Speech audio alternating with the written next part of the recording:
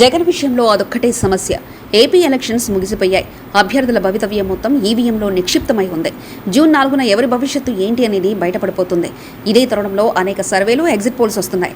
ఇందులో ఎక్కువ సర్వేలు టీడీపీ గెలుస్తుందని చెప్తుంటే మరికొన్ని సర్వేలు వైసీపీకి ఫేవర్గా ఉందని చెప్తున్నాయి. ఈ ఉత్కంఠకు తెరపడాలంటే ఇంకా 12 రోజులు వెయిట్ చేయాల్సిందే.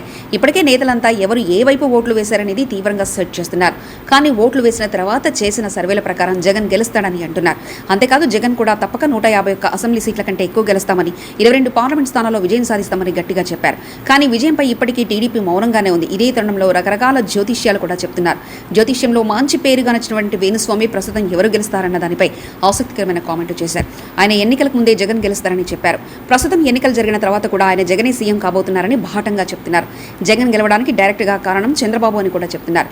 చంద్రబాబు కూటమి ఏర్పడక ముందు ఎవరిని అడిగినా టీడీపీ విజయం సాధిస్తుందని చెప్పారు.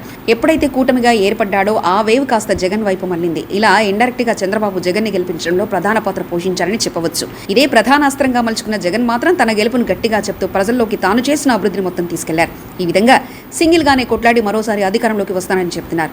ఈ క్రమంలోనే వేణుస్వామి కూడా జగన్ సీఎం అవుతారని, ఆయన ముఖ్యమంత్రి పదవి బాధ్యతలు చేపట్టిన తర్వాత అనేక ఇబ్బందులు ఎదుర్కొంటారని అంటున్నారు.